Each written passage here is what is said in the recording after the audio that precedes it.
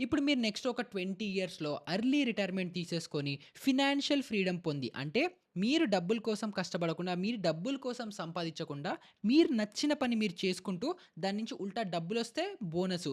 లేదు డబ్బులు రావట్లేదు. అలా ఉన్నప్పటికీ కూడా మీ ఖర్చులన్నీ సార్టెడ్. మీ ఫ్యామిలీ అన్ని ఖర్చులన్నీ టెన్షన్స్ లేకుండా ఒక ఫినాన్షియల్ ఫ్రీడమ్ పొందేలాంటి సిట్యుయేషన్ రావాలి అనంటే ఎవరికైనా ఎంత డబ్బులు కావాలి?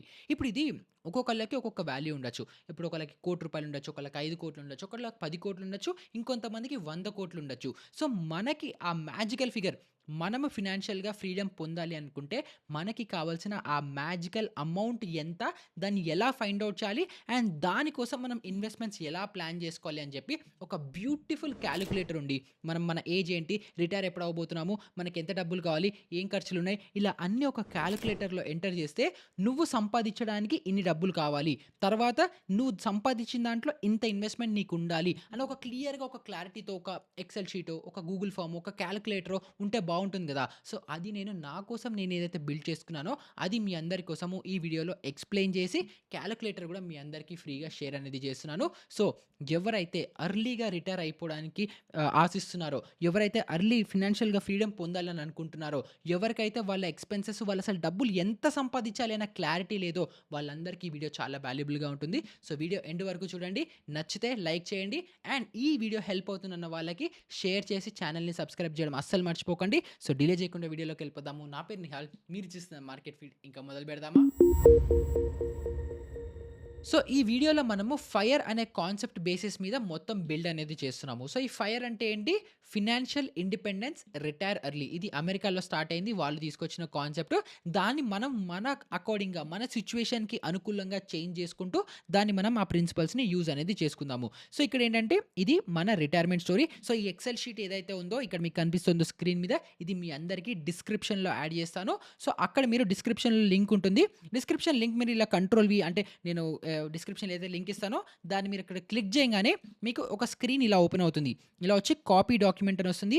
మేక్ ఎ కాపీ అని నొక్కారని అనుకుంటే మీకు ఈ డాక్యుమెంట్ మీ సొంతంగా కాపీ అనేది అయిపోతుంది. ఈ షీట్‌ని మీరు ఎడిట్ చేయలేరు. సో, ఆ కాపీ చేసుకొని ఆ షీట్‌ని యూజ్ అనేది చేసుకోండి. సో, వీడియోలోకొచ్చేస్తే ఫస్ట్ మనము రాండమ్‌గా ఇందాక నేను మీకు చెప్పినట్టు ఒకళ్ళకి 1,00,00,000 ఉండొచ్చు, ఒకళ్ళకి 5,00,00,000 ఉండొచ్చు, ఒకటి 10,00,00,000 ఉండొచ్చు. ఒక నంబర్ అంటూ స్పెసిఫిక్‌గా ఒక్కొక్కళ్ళకి ఏది ఉంటుందో వాళ్ళకే క్లారిటీ లేదు. లేదా కొంతమందికి ఒక ఇమాజినేషన్‌లో ఈ అమౌంట్ ఉంటే బావుంటుంది అని ఉంటుంది. కానీ అలా గాకుండా పద్ధతిగా, ప్రాపర్‌గా మనం ఫినాన్షియల్ ట్రాప్‌లో పడకుండా ఉండాలి అంటే, మనం కొన్ని ఇక్కడ వాల్యూస్‌ని ఎంటర్ చేసుకుందాం. దాంట్లో ఫస్ట్ ఏంటంటే కరెంట్‌లీ మంత్లీ ఎక్స్‌పెన్సెస్ అంటే ఇప్పుడు నాకు ఎవ్రీడే ఖర్చులు, ఎవ్రీ మంత్లీ ఎక్స్‌పెన్సెస్ నాకెంతవుతున్నాయి. అంటే ఇప్పుడు నాకు పిల్లలుంటే పిల్లల ఎడ్యుకేషన్ ఖర్చవ్వచ్చు, వాళ్ళ స్కూల్ ఖర్చులవ్వచ్చు, లేకపోతే యూనిఫార్మ్ ఖర్చులవ్వచ్చు, ఇంటి ఖర్చులవ్వచ్చు, అన్ని ఖర్చులు మొత్తం ఓవరాల్‌గా నాకు ఎవ్రీ మంత్ సర్వైవల్ కాస్ట్ నాకు ఎంతుంది, ఫిక్స్డ్ ఎక్స్‌పెన్సెస్ ఎంతున్నాయని చెప్పి మనం ఇక్కడ ఎంటర్ చేయాలి.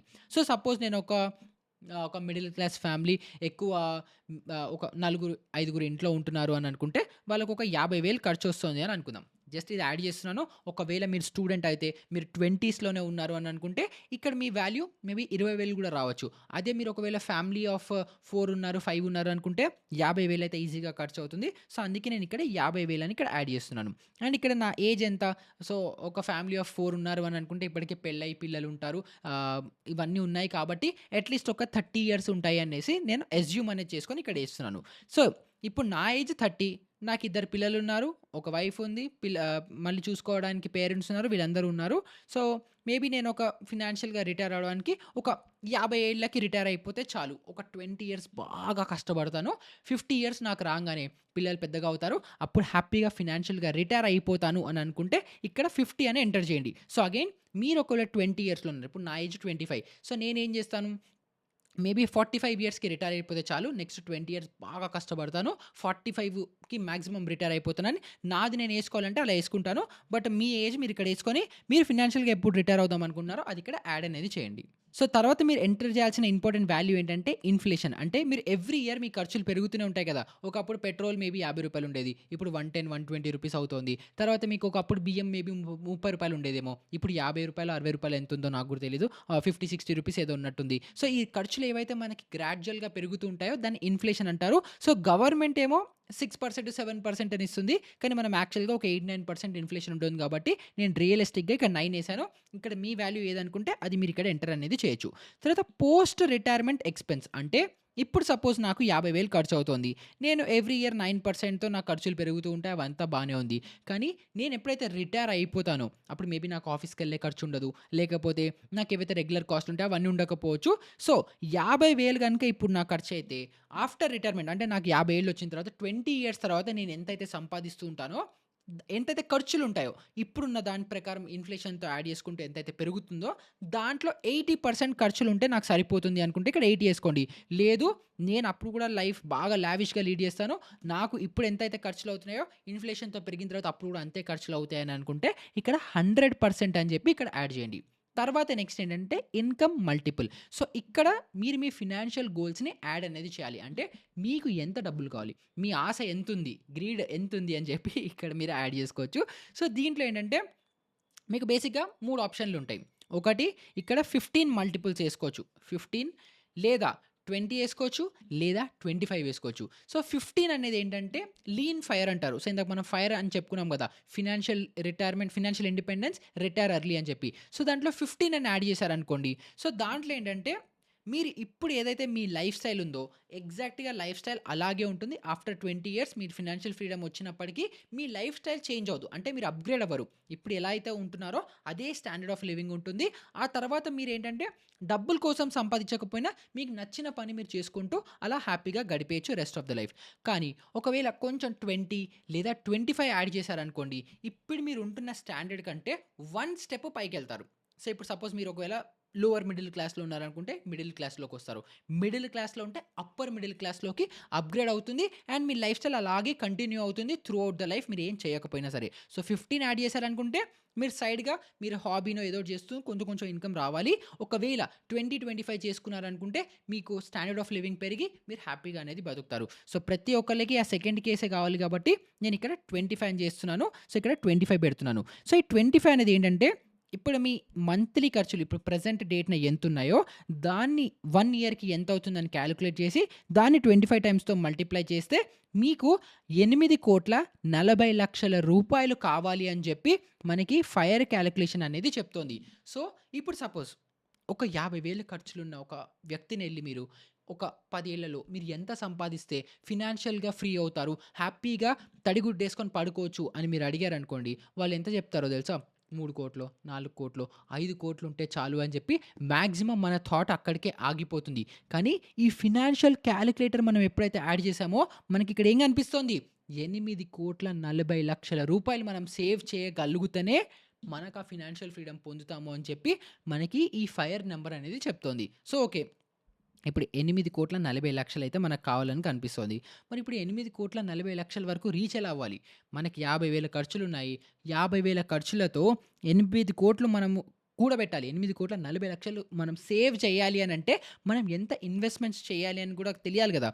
సో, దానికోసం ఇక్కడ ఈ కింద బాక్సెస్ అనేవుంటాయి. సో, దీంట్లో ఏంటంటే now how to reach there అంటే మనం ఎవ్రీ ఇయర్ ఎంత రిటర్న్స్‌ని టార్గెట్ చేయాలి అన్నది ఇక్కడ చాలా ఒక రియలిస్టిక్ నంబర్ పెట్టాలి. సో, ఇప్పుడు ఇక్కడ 13% ఉంది. కొంతమంది ఇక్కడ 20% పెడతారు. సపోజ్ ఇక్కడ approximate required investment per month ఒక 37,525 అనుకుందాం. అంటే ఏంటి? మీరు ఎవ్రీ మంత్ 37,525 రూపీస్ కనుక మీరు ఇన్వెస్ట్ చేస్తూనే ఉన్నారు అని అనుకుంటే మీరు అనుకున్న 50 ఏళ్ళు అంటే నెక్స్ట్ 20 ఇయర్స్‌లో మీకు ఈ 8,40,00,000 రూపాయలు మీరు సేవ్ అనేది చేసుకుంటారు. రిటైర్ అయిపోతారు. ఈ మొత్తంని అంటే మీ ఖర్చులు 50,000 తర్వాత మీ ఇన్వెస్ట్‌మెంట్ 37,000 ఈ 2 మ్యాచ్ అవ్వాలి అనుకుంటే మీరిప్పుడు కరెంట్‌గా 87,525 రూపీస్ మీరు సంపాదించాలి.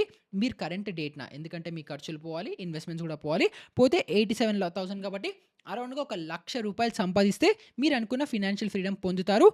ఎప్పుడు? 20% రిటర్న్స్ ఉన్నప్పుడు మాత్రమే. అండ్ ప్రతి ఒక్కళ్ళు చేసే మిస్టేక్ ఈ 20%ని చాలా చులకనగా చేస్తారు. అదేంటి అనంటే ఇప్పుడు మీ ఏజ్ బట్టి మీ రిస్క్ అపిటైట్ అనేది పెరుగుతూ ఉంటుంది, తగ్గుతూ ఉంటుంది. సో, ఫస్ట్ మనము ఏ ఏజ్‌లో ఉన్నాము, ఎంత రిస్క్ తీసుకుంటున్నాము అని ఫస్ట్ అర్థం చేసుకొని, ఆ తర్వాత మనం ఈ నంబర్ ఎంటర్ అనేది చేద్దాము. సో, దానికి నేను ఇక్కడ అసెట్ అలొకేషన్ అని ఇక్కడ సెకండ్ ట్యాబ్ ఉంది. ఇక్కడ కింద లెఫ్ట్‌లో ఫైర్ ఉంది, రైట్‌లో అసెట్ ఉంది కదా! సో, ఈ రైట్ సైడ్ ట్యాబ్‌లోకొచ్చి ఫస్ట్ మనం ఇక్కడ మన ఆ ఫేజెస్ ఏదైతే మన రిస్క్ మన అసెట్ అలొకేషన్ ఉంటుందో దాన్ని ఇక్కడ మనం ఫిగర్ ఔట్ చేసుకోవాలి. సో, దాంట్లో ఏంటి?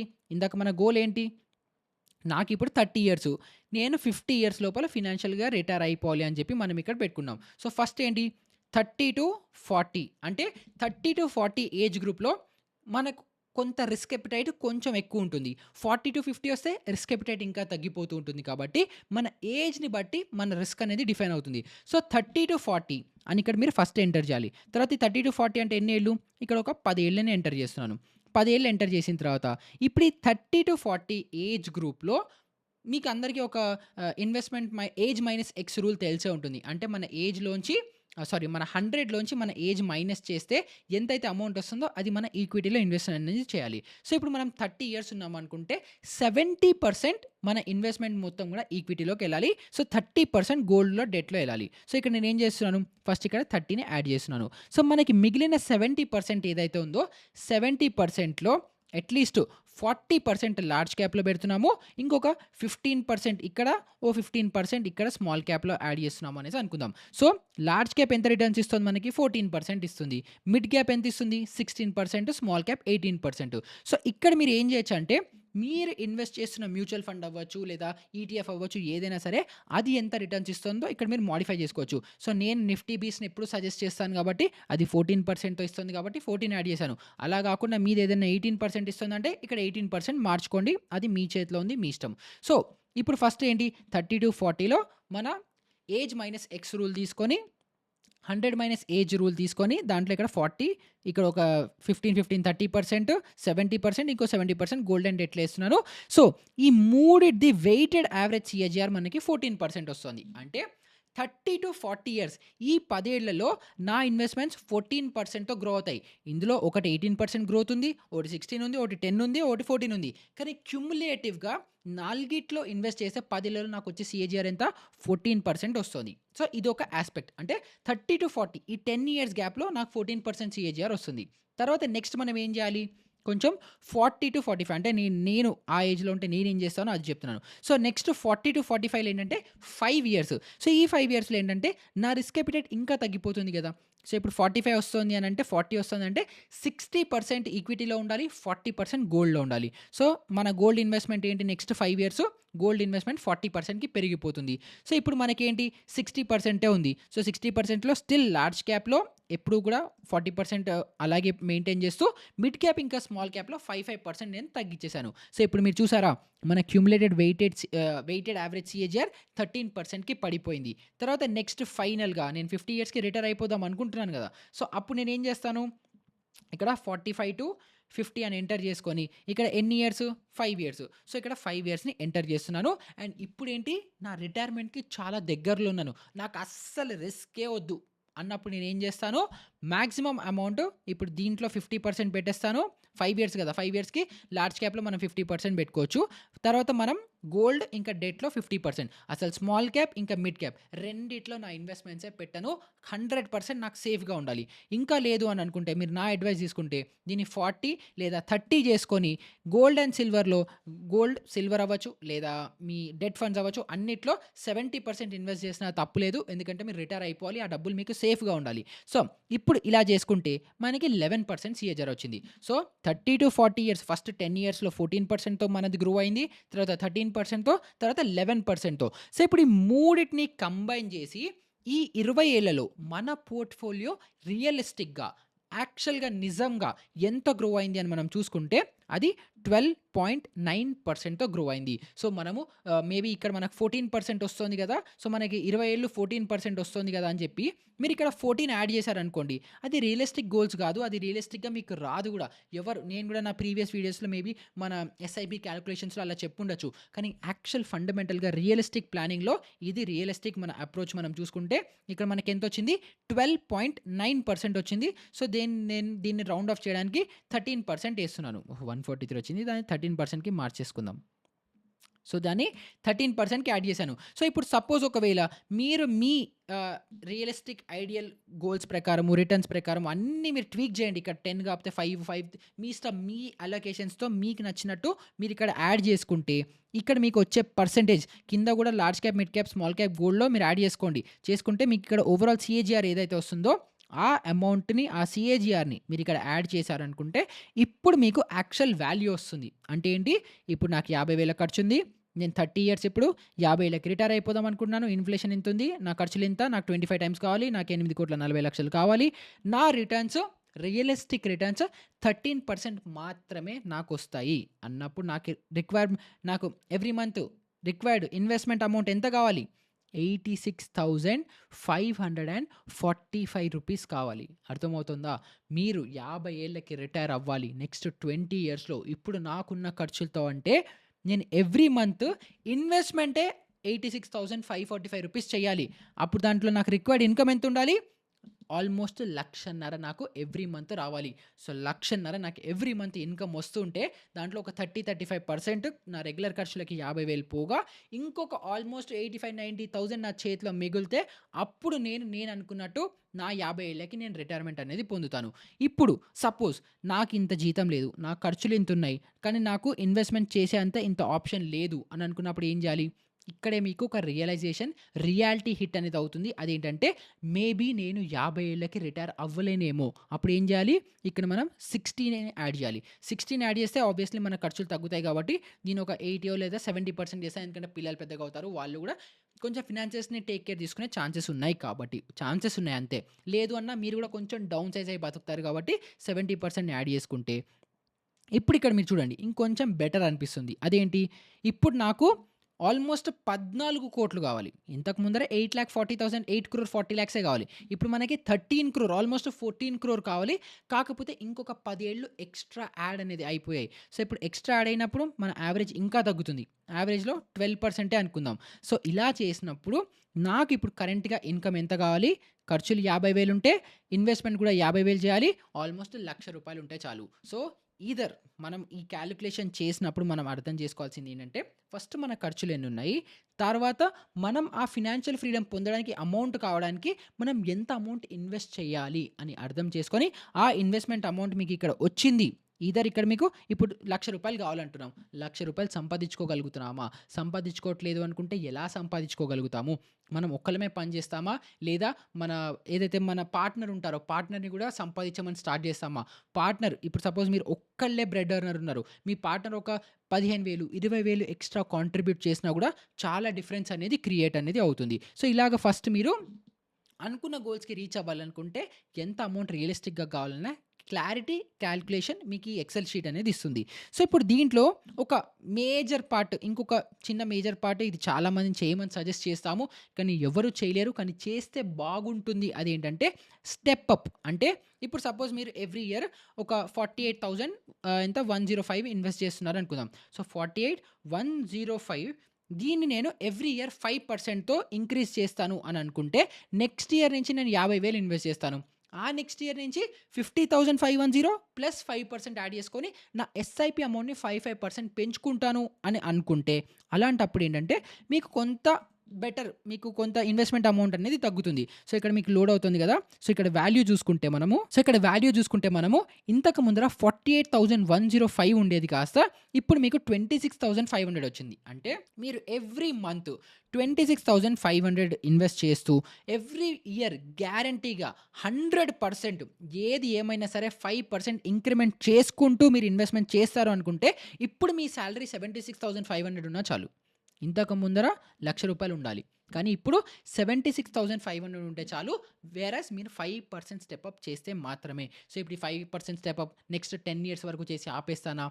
5 ఇయర్స్ చేసి ఆపేస్తానా? 20 ఏళ్ళు చేస్తానా? అని మల్టిపుల్ ఫ్యాక్టర్స్ మళ్ళీ వస్తాయి. బట్ మీరు మీ ఎక్స్‌పెన్సెస్, మీ ఖర్చులు, మీ ఇన్వెస్ట్‌మెంట్స్ ఆ విధంగా ప్లాన్ అనేది చేసుకోవాలి. సో, ఇది మోస్ట్‌లీ 90% మంది నాకు తెలిసిన వాళ్ళు ఎవరు కూడా ఫాలో అవ్వలేకపోతున్నారు కాబట్టి దీన్ని జీరో పెట్టుకొని, దీన్ని టార్గెట్‌గా పెట్టుకొని నా ఖర్చులు 50,000 ఉన్నాయి. నేను ఇన్వెస్ట్‌మెంట్ ఇంత చేస్తేనే ఈ అమౌంట్‌కి రీచ్ అవుతాను.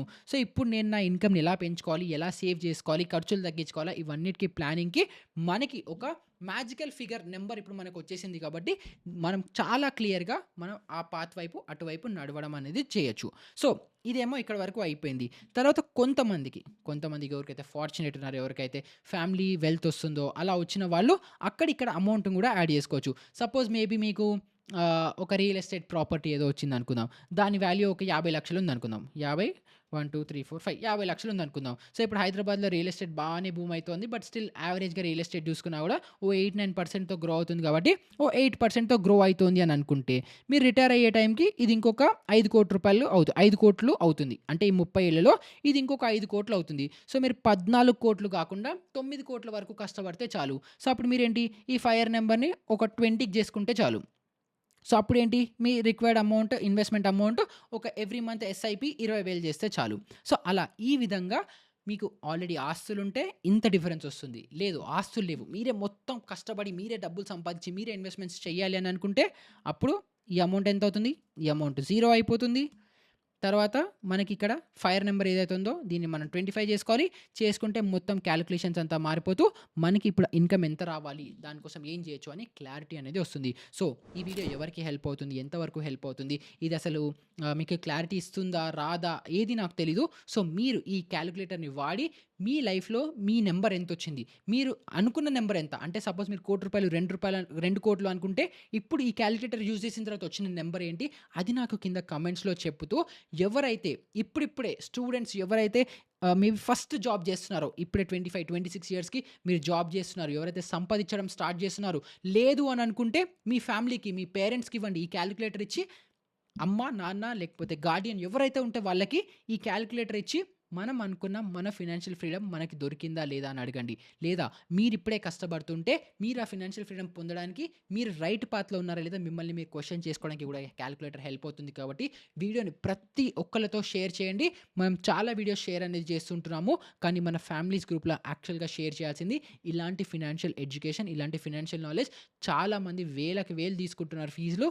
జస్ట్ ఈ కాంటెంట్, ఈ టూల్, ఈ ఎక్సెల్ మీ అందరికీ ఇవ్వడానికి ఇది నేను అబ్సల్యూట్‌లీ ఫ్రీ ఆఫ్ కాస్ట్ మీ అందరికీ ఇస్తున్నాను. ఎందుకంటే మీరందరూ ఫినాన్షియల్‌గా గ్రో అనేది అవ్వడమే నా ఎయిమ్ కాబట్టి. సో, వీడియో వాల్యుబుల్‌గా అనిపిస్తే లైక్ చేయడం మర్చిపోకండి.